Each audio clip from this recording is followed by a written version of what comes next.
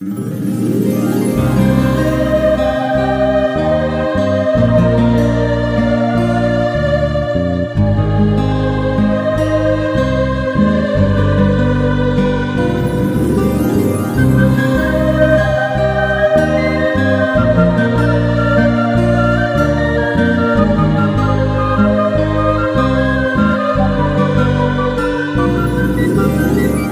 Radio Kolkata.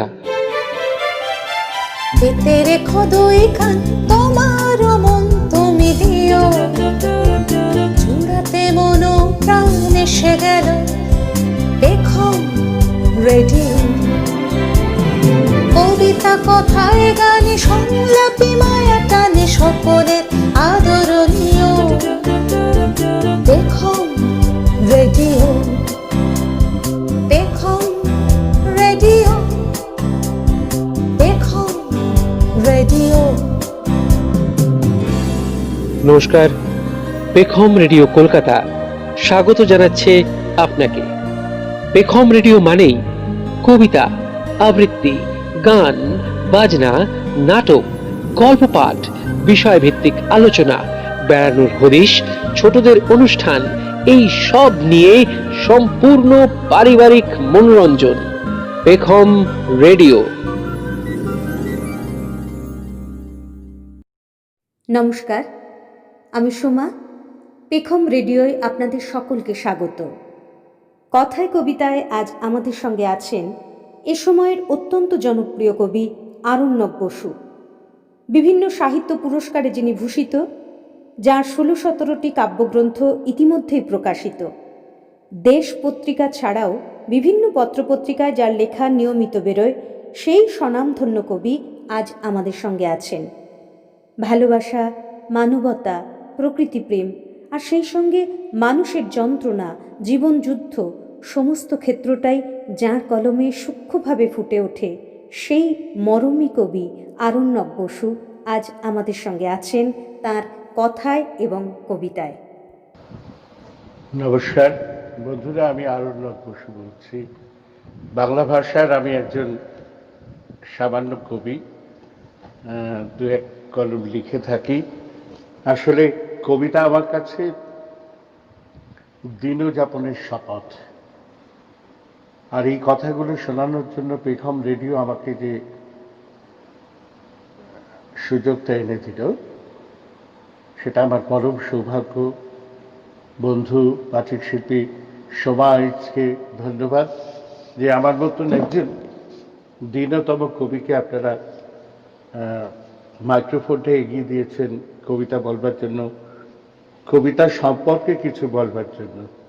তো কবিতা সম্পর্কে বলতে গেলেই আমার নিজের এই লাইনগুলো মনে আসে। আমার সদ্য প্রকাশিত কাব্যগ্রন্থ নীল দিগন্তে এই ফুলের আগুন, তার একটি কবিতা শপথ। সকল অহংকার হে আমার ডুবাও চোখের জলে, যেন সকালের মুখে ভেসে ওঠে সূর্যমুখী হাসি, যেন প্রত্যেকের বুকে লেখা থাকে খুব ভালোবাসি, যেন মানুষের শ্রম ধুলোতে না লোটায় কান্নায়, যেন হঠকারী হাত আগুন লাগাতে ভয় পায়, যেন বাঁচি প্রেমে প্রতিবাদে আর নিজস্ব নির্জনে, যেন শত কুড়ি ফোটে কৃষ্ণচূড়া পলাশের বনে, যেন হতাশার রাতে না ভোলায় লোভ প্রতারণা, যেন পোড়া নিঃস্বতায় আকাশ নামায় জলকণা, যেন সুধা ফিরে পায় অমলের শেষ ঠিকানাকে, যেন মৃত্যু হেরে গিয়ে জীবনকে ফের পিছু ডাকে। এই হলো আমার কবিতার শপথ। ঠিক এই কারণেই আমি কবিতা বলি। আসলে খুব ছোটবেলায় আমার সঙ্গীত শিল্পী মা যখন আমাকে, আমার 5 বছর বয়স তখন, সরগম শেখাচ্ছিলেন, আর আমি খুব মনোযোগ দিয়ে সা রে গা মা পা ধা নি সা শিখছিলাম। অবাক হয়ে ভাবছিলাম মা এত জানে কি করে। তা গানের বিরতিতে সবাই যখন চা খাচ্ছিল তখন পাশের ঘর থেকে আমার বাবা হঠাৎ সেই বৃষ্টি ভেজা দিনে তার অচর্চিত গলায়, নিশ্চয়ই আবৃত্তি শিল্পী তিনি ছিলেন না, তিনি সাধারণ মানুষ, একজন নামকরা ফুটবল খেলোয়াড় ছিলেন, পরবর্তীকালে সরকারি অফিসার। তিনি এমনি এমনি তার প্রিয় একটি কবিতা বলছিলেন। কোন কবিতা? বৃষ্টিমুখর কবিতা, বিষণ্ণতার কবিতা। যে কবিতায় এই লাইনগুলো ছিল যেন স্বপ্নের লাইন। ওগো তুমি কোথা যাও, কোন বিদেশে, বারেক ভিড়াও তরি কুলেতে এসে, যেও যেথা যেতে চাও, যারে খুশি তারে দাও, শুধু তুমি নিয়ে যাও ক্ষণিক এসে আবার সোনার ধান কুলেতে এসে। শেষে যখন বলছে যত চাও তত লাও তরণী পরে, আর আছে আর নাই, দিয়েছি ভরে এত কাল নদী কূলে, যাহা লয়েছিল ভুলে সকলই দিলাম তুলে থরে বিথরে, এবার আমারই লাহ করুণা করে। কিন্তু উত্তরটা কি পাচ্ছে? ঠাই নাই ছোট সেতরে, আমারই সোনার ধানে গিয়েছে ভরে, শ্রাবণ গগন ঘিরে ঘন মেঘ ঘুরে ফিরে, শূন্য নদীর তীরে রহিনু পড়ি, যাহা ছিল নিয়ে গেল সোনার তরী। ঠিক এই জায়গাটাতে ওই 5 বছর বয়সে শূন্য শব্দটা যেন মহা শূন্যতা নিয়ে আমার কাছে এলো। পড়ে রইল গান।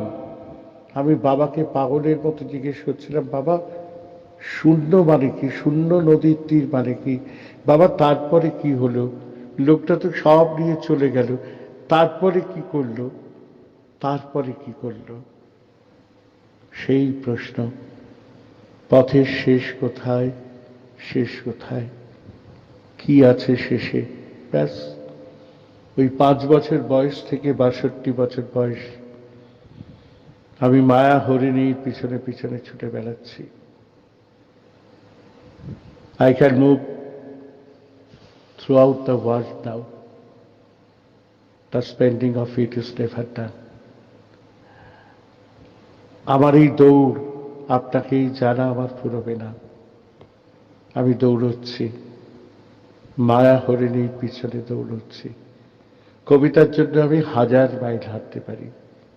যেমন দুমুঠো গরম ভাত, 2 হাতা ডাল আর একতলা আলু ভাতের জন্য 10 কিলোমিটার হাঁটা যায়।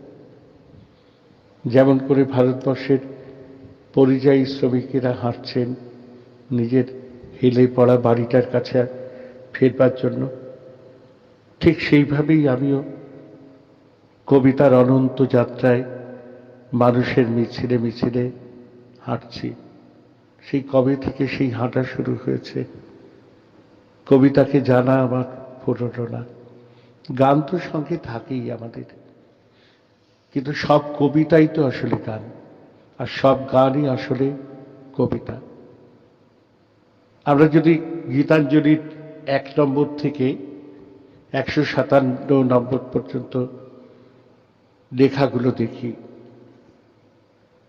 তাহলে দেখব সেই দিবস যদি সাঙ্গ হলো পর্যন্ত আমার মাথা নত করে দেওয়া হয়ে থেকে, আমরা দেখব প্রত্যেকটি কবিতা, কিন্তু গানের অঞ্চলে, সংস অফারিংস, সেগুলো সব গান হয়ে গেছে। তাই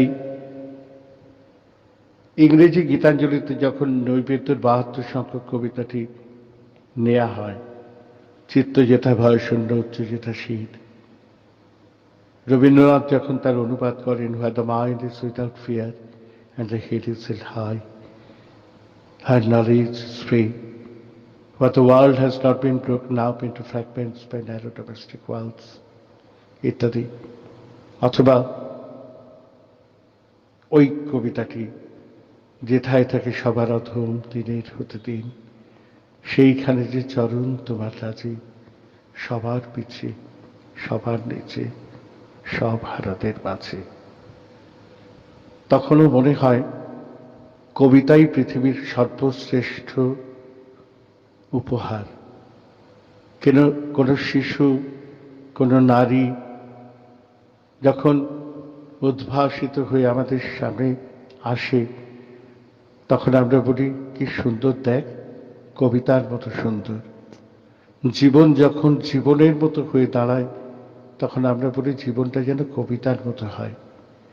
প্রত্যেক বিবাহিত দম্পতি ভাবেন, বিবাহের মন্ত্র পড়ার সময় ভাবেন, মালা বদলের সময় ভাবেন, সংসার যাত্রায় যখন ঠোকাঠুকি লাগে তখনও ভাবেন যে ঠিক হয়ে যাবে, ঠিক হয়ে যাবে, একদিন সব ঠিক হয়ে যাবে, জীবনটা আবার সুন্দর হবে। হয়তো এইটি ভাবতে ভাবতেই জীবনের শেষ চলে এলো, তখনও প্রিয়জনের হাতটা ধরে বলছে অনেক কষ্ট দিলাম তোমায়, আবার দেখা হবে আমাদের। এই কথাগুলো তো কবিতা। আসলে কবিতাকে ছেড়ে কি আমরা কোথাও যেতে পারি? কোথাও যেতে পারি না। আসুন, রেডিও পেখম, আপনারা আমাকে যে ডানাটা দিলেন না, দুটো ডানা, কবিতার আশ্চর্য ডানা, কি বলে ধন্যবাদ যে জানাবো। বারবার আমাকে ডাকবেন। হ্যাঁ, আমি খুব পাগল, আমি কবিতা বলতে খুব ভালোবাসি। ইদানিং যখন আমাকে দিয়ে কোনো অনুষ্ঠান উদ্বোধন করা হয়, কোনো ছোটোখাটো বইমেলা উদ্বোধন করি, গিয়ে ফিতে কাটি, স্কুলের শতবর্ষে প্রধান হয়ে যাই, তখন আমার খালি মনে হয় ওইসব সম্বর্ধনা তো আছেই, কিন্তু তারপরে আমাকে কবিতা বলতে দেবে তো? আমি যখন সেই সন্দেহ প্রকাশ করি, যখন টেলিফোনে কথা হয়, তখন উদ্যোক্তারা বলেন, আরে কি বলছেন আপনি, আনন্দক বসু, আপনি মনে থাকবেন কবি, আপনি কবিতা বলবেন না? তখনই মনে পড়ে, ভাগ্যিস কবিতাকে আঁকড়ে ছিলাম, ভাগ্যিস বৃষ্টি হলে কবিতা লেখা হয়, ভাগ্যিস মন খারাপ হলে কবিতা লেখা হয়, ভাগ্যিস মন ভালো হলেও কবিতা লেখা হয়, আর সেই কবিতা আবার গানও হয়ে যায়, তাই না? যখন আমরা ভালোবাসি, আমরা তখন গান গেয়ে উঠি। যখন মনে হয় কোনো দুর্ভাবনা নেই, তখনও আমরা গান গেয়ে উঠি। সব গানই আসলে কবিতা, সব কবিতাই গান। কবিতা বলি বন পলাশের মতো, যদি কিছু আমারে শুধাও, কে যে তোমারে কব, নীরবে চাহিয়া রবু, না বলা কথা বুঝিয়া নাও, যদি কিছু আমারে শুধাও। ভালোবাসা মানে সকালে ট্রেনে ওঠা, ভালোবাসা মানে জানালার ধারে সিট, ভালোবাসা মানে অপরিচিতের হাসি, ভালোবাসা মানে সম্পর্কের ভিত, কাছে থাকবার অন্তবিহীন ছল, দূরে হারালেও ডুবুরির মতো খোঁজা, হাতের ছোঁয়ায় বিন্দু চোখের জলে, ভালোবাসা মানে একে অপরকে বোঝা। কতবার হলো অকারণে ছাড়াছাড়ি, কতবার হলো অকারণে ছাড়াছাড়ি, তবুও মাটিতে দুজনের ঘরদোর, তুমি কাছে নেই কিন্তু তোমারই কাছে ভালোবাসা কাঁদে বৃষ্টির রাতভর। কথা আবার ভাসবো বসন্তে বর্ষায়, আবার আবার ভাসবো বসন্তে বর্ষায়, তোমার আঁচলে লুটাবে বৃষ্টি ফোঁটা, কমলা আলোয় খেলা ভাঙাবার খেলায় দুজনে দেখব আগামী সূর্য ওঠা। কথাগুলো সব সারা রাত ঘুমহীন, কথাগুলো চুপ আলো ফুটবার আগে, আকাশের নিচে বন পলাশের মতো ভালোবাসা একা শত শতাব্দী জাগে। আকাশের নিচে বন পলাশের মতো ভালোবাসা একা শত শতাব্দী জাগে, জেগে থাকে, ভালোবাসা অপেক্ষা করে। আমরা যেন অধৈর্য না হই। একটি তরুণীকে প্রপোজ করলো। মেয়েটি বলল, এখন আবার বড় হওয়ার সময়, নিজেকে তৈরি করার সময়, আপনি অপেক্ষা করুন। ছেলেটি হয়তো অপেক্ষা করলো না, মেয়েটিকে অযথা আক্রমণ করলো। ছেলেটিও শাস্তি পেল, আর মেয়েটি অ্যাসিড জর্জর মুখে বাকি জীবনটা কিভাবে কাটাবে? কিভাবে সে বেঁচে থাকবে?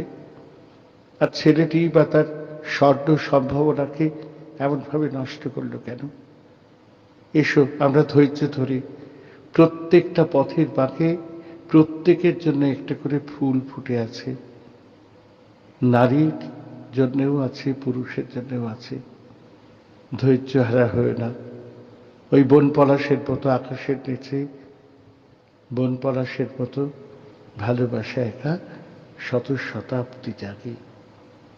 এসো আমরা মনটাকে শান্ত করি, একটা সবুজ সুন্দর পৃথিবীর স্বপ্ন দেখি, যে পৃথিবীটা সত্যিই কবিতার মতো সুন্দর হবে।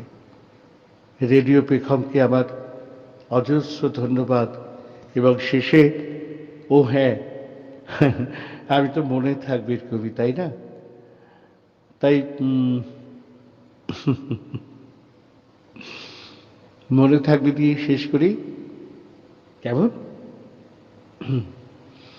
তুমি এলে অনেক দিনের পরে যেন বৃষ্টি এলো, তুমি এলে অনেক কথাই এলো মেলো মনে হলো, তুমি এলে অনেক দিনের পরে যেন বৃষ্টি এলো। পরের জন্মে বয়স যখন 16 সঠিক, আমরা তখন প্রেমে পড়ব। মনে থাকবে, বুকের মধ্যে মস্ত বড় ছাদ থাকবে, শীতল পাটি বিছিয়ে দেব, সন্ধে হলেই বসবো দুজন, একটা দুটো খসবে তারা, হঠাৎ তোমার চোখের পাতায় তারার চোখের জল গড়াবে, কান্ত কবির গান গাইবে, তখন আমি চুপটি করে দু চোখ ভরে থাকবো যে। মনে থাকবে, এই জন্মের দূরত্বটা সবার আগে চুকিয়ে দেব। এই জন্মের মাতাল চা পরের জন্মে থাকে যেন, এই জন্মের চুলের গন্ধ পরের জন্মে থাকে যেন। মনে থাকবে, আমি হব উড়নচণ্ডী এবং খানিক উস্কো খুস্কো, এই জন্মের পারিপাট্য সবার আগে খুঁচিয়ে দেব, তুমি কাঁদলে গভীর সুখে এক নিমেষে সবটুকু জল শুষে নেব, শুষে নেব, শুষে নেব। মনে থাকবে, পরের জন্মে কবি হব, পরের জন্মে কবি হব, তোমায় নিয়ে হাজার খানেক গান বাঁধবো, তোমার এমন ওষ্ঠ নিয়ে নাকছা বিয়ার নুপুর নিয়ে গান বানিয়ে মেলায় বেলায় বেলায় বেলায় বেলায় বেলায় বাউল হয়ে ঘুরে বেড়াবো। মনে থাকবে, মনে থাকবে, মনে থাকবে। আর যা কিছু হই বা না হই, পরের জন্মে তিতাস হব, দোলমঞ্চের আবির হব, শিউলি তলার দুর্ব হব, শরৎকালের আকাশ দেখার অনন্ত নীল সকাল হব। এসব কিছু হই বা না হই, তোমার প্রথম পুরুষ হব, তোমার প্রথম পুরুষ হব। মনে থাকবে, পরের জন্মে তুমিও হবে নীল পাহাড়ের পাগলা ছোড়া, পরের জন্মে তুমিও হবে নীল পাহাড়ের পাগলা ছোড়া, গায়ের পোশাক ছুঁড়ে ফেলে তৃপ্ত আমার অবগাহন, সারা শরীর ভরে তোমার হীরকচূর্ণ ভালোবাসা। তোমার জলধারা আমার অহংকারকে ছিনিয়ে নিল। আমার অনেক কথা ছিল এই জন্মেতে যায় না বলা, বুকে অনেক শব্দ ছিল, সাজিয়ে গুছিয়ে তুমিও ঠিক কাব্য করে বলা গেল না। এ জন্ম তো কেটেই গেল অসম্ভবের অসঙ্গতে, পরের জন্মে মানুষ হব, তোমার ভালোবাসা পেলে মানুষ হবই, মানুষ সবই মিলিয়ে নিও। পরের জন্মে তোমায় নিয়ে, না না, বলতে ভীষণ লজ্জা করছে, ভীষণ ভীষণ লজ্জা করছে। পরের জন্মে তোমায় নিয়ে, পরের জন্মে তোমায় নিয়ে, পরের জন্মে মনে থাকবে?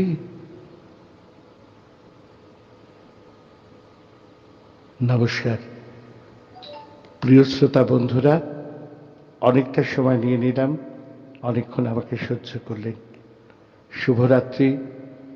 আবারও ধন্যবাদ রেডিও পেখমকে আমাকে এখানে আনার জন্য। আমি সব সময় পাশে আছি, আমি সব সময় পাশে থাকি। আরণ্যক বসু আপনাদের বিদায় জানাচ্ছি। আপনি শুনছেন পেখম রেডিও কলকাতা। পেখম রেডিও মানেই সম্পূর্ণ সাংস্কৃতিক মনোরঞ্জন। সঙ্গে থাকুন, শুনতে থাকুন। আবার আমরা ফিরে আসব খুব তাড়াতাড়ি। সঙ্গে থাকুন, শুনতে থাকুন পেখম রেডিও।